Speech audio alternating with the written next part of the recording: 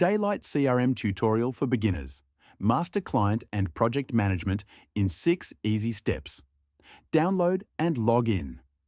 Download Daylite for Mac or iOS, then sign in with your Daylite account. Add contacts and companies.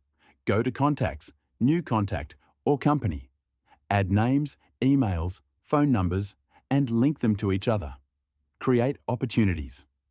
Go to Opportunities, New Opportunity. Enter deal info, potential value, and associate it with a contact or project. Track tasks and appointments.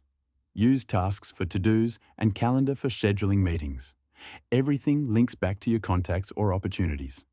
Manage projects. In projects, organize long-term work.